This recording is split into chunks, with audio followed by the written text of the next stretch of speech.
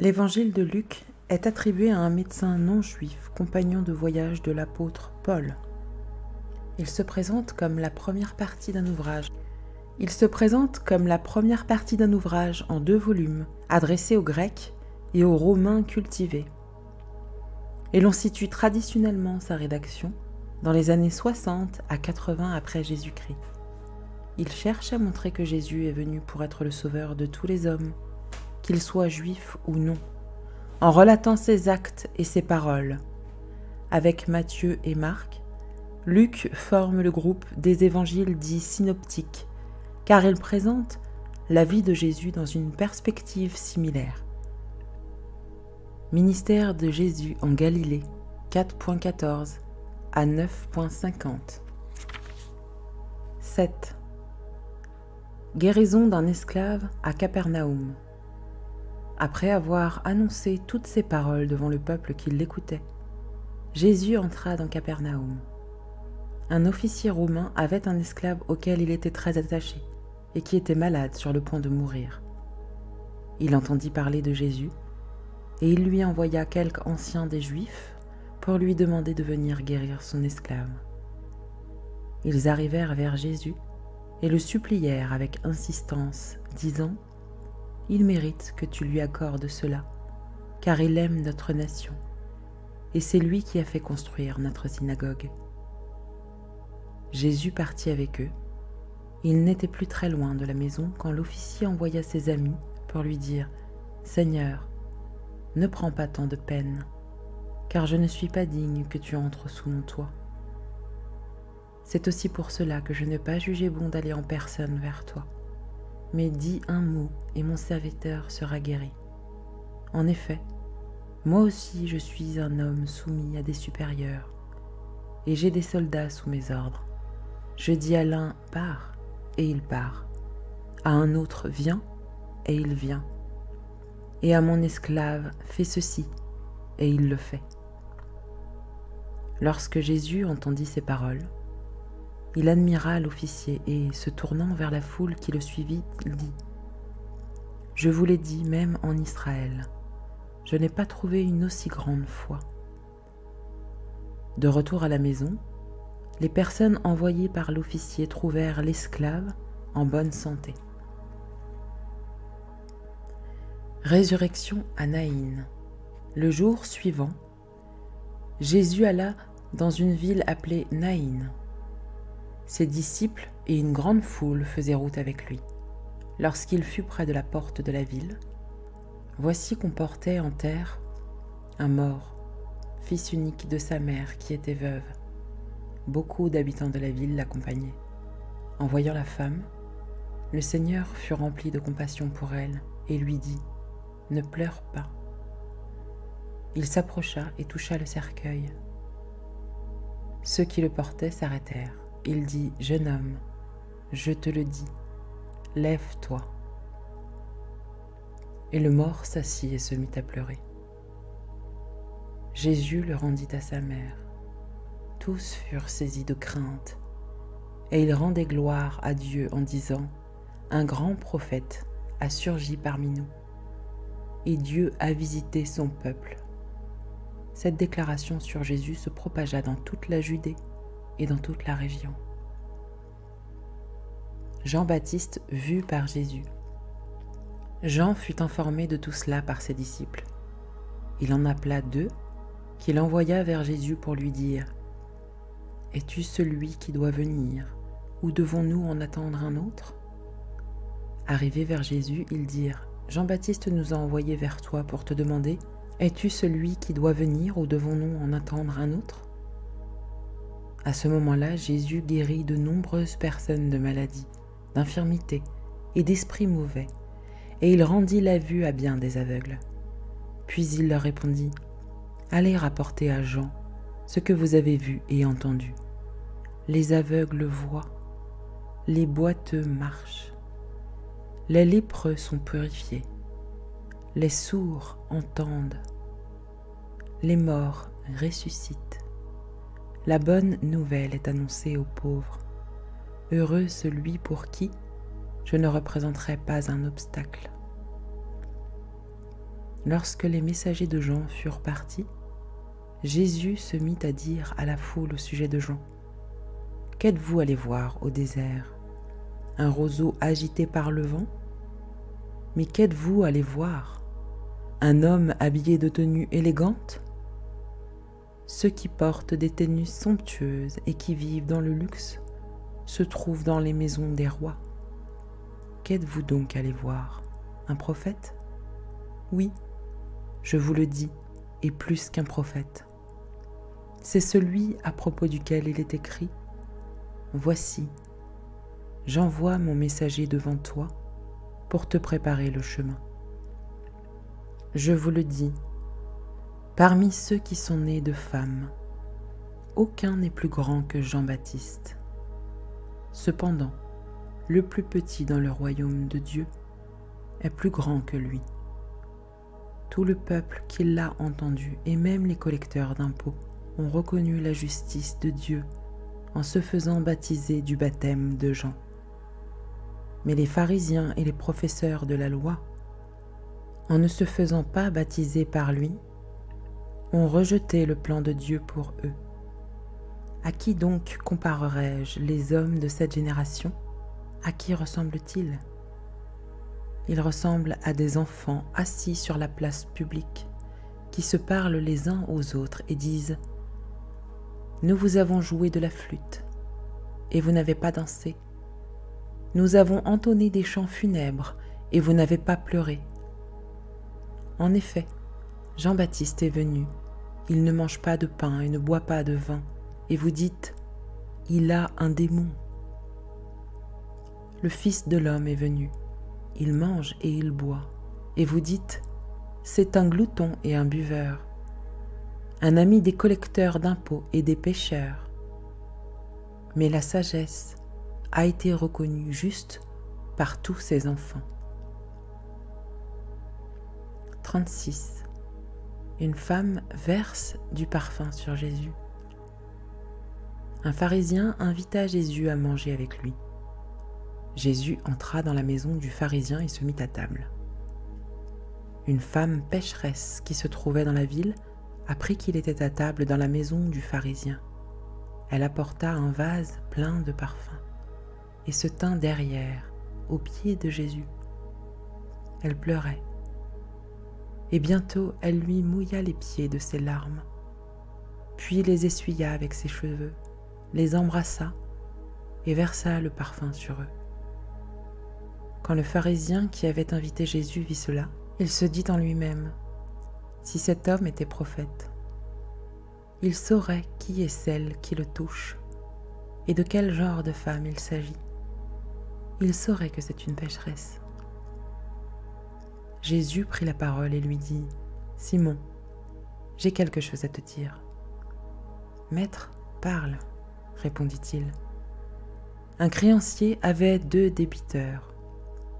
L'un d'eux lui devait 500 pièces d'argent et l'autre 50. Comme il n'avait pas de quoi le rembourser, il leur remit à tous 2 leur dette. Lequel des 2 l'aimera le plus ? Simon répondit : celui, je pense, auquel il a remis la plus grosse somme. Jésus lui dit : tu as bien jugé. Puis il se tourna vers la femme et dit à Simon : tu vois cette femme ? Je suis entré dans ta maison, et tu ne m'as pas donné d'eau pour me laver les pieds. Mais elle les a mouillés de ses larmes et les a essuyés avec ses cheveux.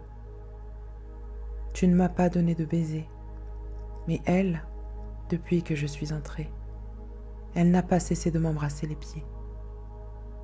Tu ne m'as pas versé d'huile sur ma tête, mais elle a versé du parfum sur mes pieds.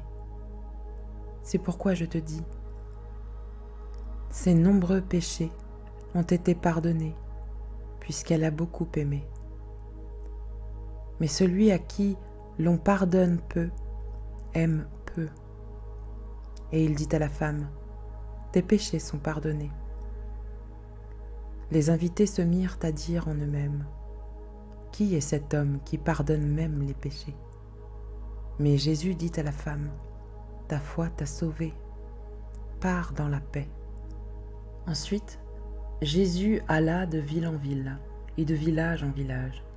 Il prêchait et annonçait la bonne nouvelle du royaume de Dieu. Les 12 l'accompagnaient, avec quelques femmes qui avaient été guéries d'esprits mauvais et de maladies. Marie, dite de Magdala, dont étaient sortis 7 démons. Jeanne, femme de Chouza, l'intendant d'Hérode, Suzanne et beaucoup d'autres, qui le servaient en l'assistant de leurs biens. Le semeur et les terrains. Une grande foule se rassembla et des gens vinrent vers lui de diverses villes. Alors il dit cette parabole. Un semeur sortit pour semer sa semence. Comme il semait, une partie de la semence tomba le long du chemin. Elle fut piétinée et les oiseaux du ciel la mangèrent. Une autre partie tomba sur un sol pierreux. Quand elle eut poussé, elle sécha parce qu'elle manquait d'humidité. Une autre partie tomba au milieu des ronces. Les ronces poussèrent avec elle et l'étoffèrent. Une autre partie tomba dans la bonne terre. Quand elle eut poussé, elle produisit du fruit au centuple. Après cela, Jésus dit à haute voix, « Que celui qui a des oreilles pour entendre, entende. » Ses disciples lui demandèrent ce que signifiait cette parabole. Il répondit, « Il vous a été donné, à vous, de connaître les mystères du royaume de Dieu, mais pour les autres, cela est dit en parabole, afin qu'en voyant, ils ne voient pas et qu'en entendant, ils ne comprennent pas. Voici ce que signifie cette parabole. La semence, c'est la parole de Dieu. Ceux qui sont le long du chemin, ce sont ceux qui entendent. Puis, le diable vient et enlève la parole de leur cœur, de peur qu'ils ne croient et soient sauvés.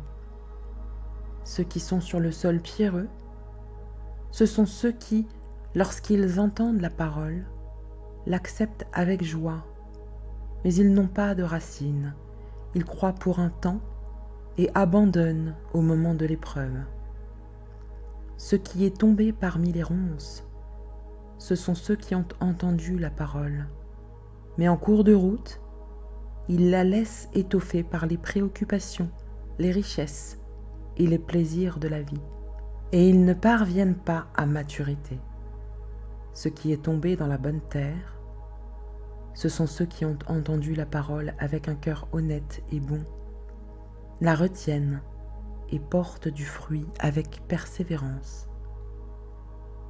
Personne n'allume une lampe pour la couvrir d'un vase ou la mettre sous un lit, mais il la met sur un support, afin que ceux qui entrent voient la lumière. Il n'y a en effet rien de caché qui ne doive être mis en lumière, rien de secret qui ne doive être connu et mis à jour. Faites donc bien attention à la manière dont vous écoutez, car on donnera à celui qui a, mais à celui qui n'a pas, on enlèvera même ce qu'il croit avoir. La mère et les frères de Jésus vinrent le trouver, mais ils ne pouvaient pas l'approcher à cause de la foule.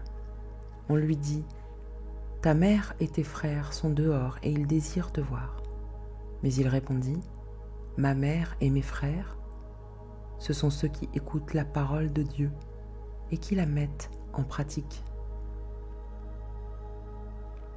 Jésus plus fort que la nature et les démons. Un jour, Jésus monta dans une barque avec ses disciples. Il leur dit, « Passons sur l'autre rive du lac. » Et ils partirent. Pendant qu'ils naviguaient, Jésus s'endormit, s'abattit sur le lac. La barque se remplissait d'eau et ils étaient en danger. Ils s'approchèrent et le réveillèrent en disant, « Maître, Maître, nous allons mourir. » Il se réveilla et menaça le vent et les flots. Ceux-ci s'apaisèrent et il y eut un calme plat. Puis il leur dit, « Où est votre foi ?» Saisis de frayeur et d'étonnement, ils se dirent les uns aux autres, « Qui est donc cet homme ? Il donne des ordres même au vent et à l'eau, et ils lui obéissent. Ils abordèrent dans le pays des Gadaréniens, qui est vis-à-vis de la Galilée. Lorsque Jésus fut descendu à terre, un homme de la ville vint à sa rencontre. Il avait des démons depuis assez longtemps. Il ne portait pas de vêtements et n'habitait pas dans une maison, mais dans les tombeaux. Quand il vit Jésus, il poussa un cri, se jeta à ses pieds et dit d'une voix forte, « Que me veux-tu, Jésus, Fils du Dieu très haut? Je t'en supplie, ne me tourmente pas. » Jésus ordonnait en effet à l'esprit impur de sortir de cet homme, car il s'était emparé de lui depuis longtemps. On attachait le démoniaque avec des chaînes, et on lui mettait les fers aux pieds pour le garder, mais il rompait les liens, et il était entraîné par le démon dans les endroits déserts. Jésus lui demanda, « Quel est ton nom ?» « Légion, répondit-il, car de nombreux démons étaient entrés en lui. Il suppliait Jésus de ne pas leur ordonner d'aller dans l'abîme. Il y avait là, sur la montagne, un grand troupeau de porcs en train de chercher à manger. Les démons supplièrent Jésus de leur permettre d'entrer dans ces porcs. Il le leur permit. Les démons sortirent de cet homme, entrèrent dans les porcs, et le troupeau se précipita du haut de la falaise dans le lac et se noya. Quand les gardiens du troupeau virent ce qui était arrivé, ils s'enfuirent et rapportèrent la nouvelle dans la ville et dans les campagnes.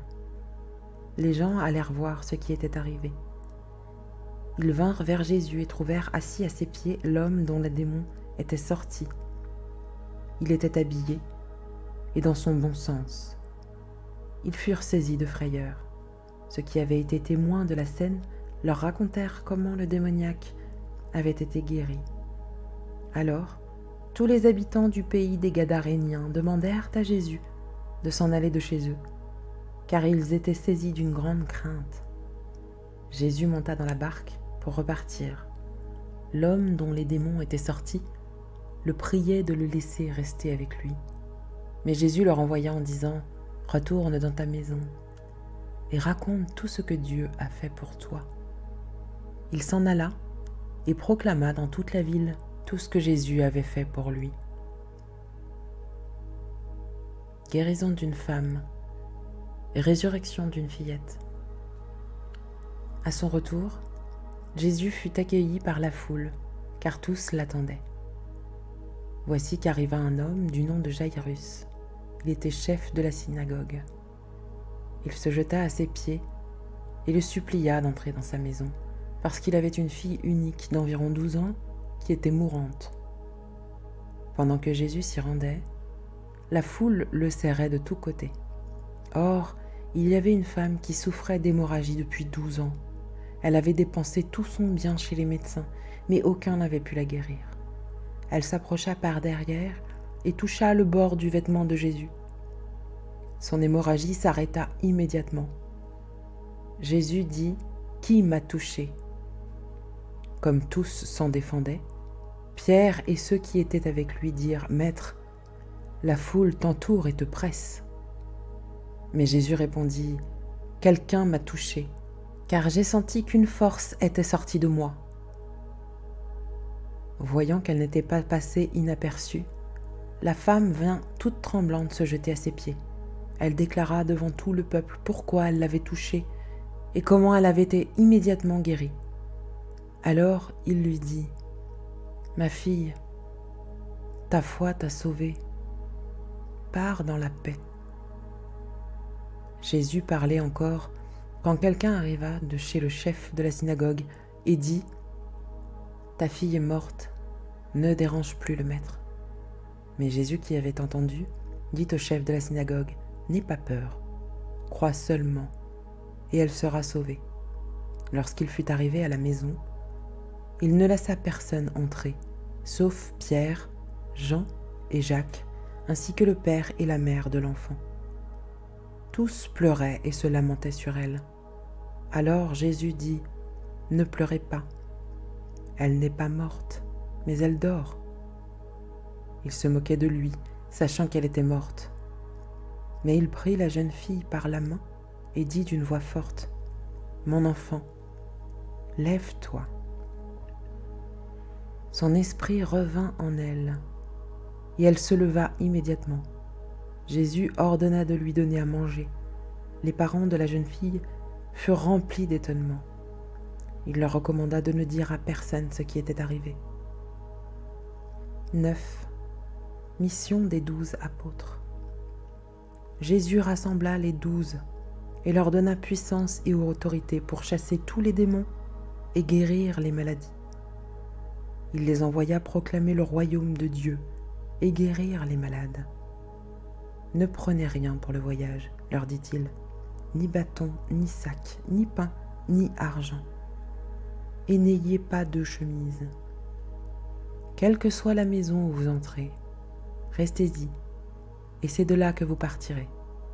Si l'on ne vous accueille pas, sortez de cette ville et secouez la poussière de vos pieds, en témoignage contre eux. » Ils partirent et allèrent de village en village. Ils annonçaient la bonne nouvelle et faisaient partout des guérisons. Hérode, le tétrarque, entendit parler de tout ce qui se passait. Il ne savait que penser, car les uns disaient que Jean était ressuscité, d'autres qu'Élie était réapparu, et d'autres qu'un des prophètes autrefois était ressuscité. Mais Hérode disait « J'ai fait décapiter Jean. Qui donc est cet homme à propos duquel j'entends dire de telles choses ?» Et il cherchait à le voir. Multiplication des pains pour 5000 hommes. À leur retour, les apôtres racontèrent à Jésus tout ce qu'ils avaient fait. Il les prit avec lui et se retira à l'écart, du côté d'une ville appelée Bethsaïda. Mais les gens l'apprirent et le suivirent. Jésus les accueillit. Il leur parlait du royaume de Dieu et il guérissait ceux qui en avaient besoin. Comme le jour commençait à baisser, les 12 s'approchèrent et lui dirent « Renvoie la foule afin qu'elle aille dans les villages et dans les campagnes des environs pour se loger et pour trouver de quoi manger, car nous sommes ici dans un endroit désert. » Mais Jésus leur dit « Donnez-leur vous-même à manger. » Ils répondirent « Nous n'avons pas plus de 5 pains et 2 poissons, à moins d'aller nous-mêmes acheter des vivres pour tout ce peuple. » En effet, il y avait environ 5000 hommes. Jésus dit à ses disciples « Faites-les asseoir par groupe de 50. » C'est ce qu'ils firent, et tout le monde s'assit. Jésus prit les 5 pains et les 2 poissons, leva les yeux vers le ciel et les bénit. Puis il les rompit et les donna aux disciples, afin qu'ils les distribuent à la foule. Tous mangèrent et furent rassasiés, et l'on emporta 12 paniers pleins de morceaux qui restaient. Pierre reconnaît Jésus comme le Messie. Un jour, Jésus priait à l'écart et ses disciples étaient avec lui. Il leur posa cette question : « Qui suis-je d'après les foules ?» Ils répondirent, d'après les uns, Jean-Baptiste, d'après certains, Élie, d'après d'autres, un des prophètes d'autrefois qui est ressuscité. « Et d'après vous, qui suis-je » leur demanda-t-il. Pierre répondit, « Le Messie de Dieu. » Jésus leur recommanda sévèrement de ne le dire à personne. Il ajouta qu'il fallait que le Fils de l'homme souffre beaucoup, qu'il soit rejeté par les anciens, par les chefs des prêtres et par les spécialistes de la loi, qu'il soit mis à mort et qu'il ressuscite le 3e jour. Puis il dit à tous, « Si quelqu'un veut être mon disciple, qu'il renonce à lui-même, qu'il se charge de sa croix et qu'il me suive. Car celui qui voudra sauver sa vie la perdra, mais celui qui la perdra à cause de moi la sauvera. Que sert-il à un homme de gagner le monde entier s'il se perd ou se détruit lui-même? En effet, celui qui aura honte de moi et de mes paroles, le Fils de l'homme aura honte de lui, quand il viendra dans sa gloire et dans celle du Père et des saints anges. Je vous le dis en vérité, quelques-uns de ceux qui sont ici ne mourront pas avant d'avoir vu le royaume de Dieu. La transfiguration. Environ 8 jours après avoir dit ces paroles, Jésus prit avec lui Pierre, Jean et Jacques, et il monta sur la montagne pour prier. Pendant qu'il priait, l'aspect de son visage changea, et son vêtement devint d'une blancheur éclatante. Et voici que 2 hommes s'entretenaient avec lui. C'étaient Moïse et Élie. Apparaissant dans la gloire, ils parlaient de son prochain départ qui allait s'accomplir à Jérusalem. Pierre et ses compagnons étaient accablés de sommeil, mais, restés éveillés, ils virent la gloire de Jésus et les 2 hommes qui étaient avec lui. Au moment où ces hommes se séparaient de Jésus, Pierre lui dit : « Maître, il est bon que nous soyons ici. Faisons 3 abris, un pour toi, un pour Moïse et un pour Élie. » Ils ne savaient pas ce qu'ils disaient. Ils parlaient encore quand une nuée vint les couvrir. Les disciples furent saisis de frayeur en les voyant disparaître dans la nuée. Et de la nuée sortit une voix qui dit : « Celui-ci est mon Fils bien-aimé. Écoutez-le. » Quand la voix se fit entendre, Jésus se retrouvait seul. Les disciples gardèrent le silence et, à cette époque-là, ils ne racontèrent rien à personne de ce qu'ils avaient vu. Guérison d'un démoniaque. Le lendemain, lorsqu'ils furent descendus de la montagne, une grande foule vint à la rencontre de Jésus. Alors, du milieu de la foule, un homme s'écria : « Maître, je t'en prie, jette les regards sur mon fils, car c'est mon unique fils. Un esprit s'empare de lui et tout à coup il pousse des cris. L'esprit le secoue violemment, le fait écumer et le quitte à grand-peine.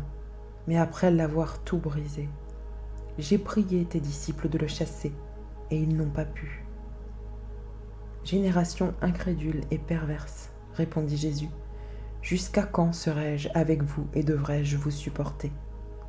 Amène ton fils ici. » Tandis que l'enfant s'approchait, le démon le jeta par terre et le secoua violemment. Mais Jésus menaça l'esprit impur, guérit l'enfant et le rendit à son père. Tous furent frappés par la grandeur de Dieu.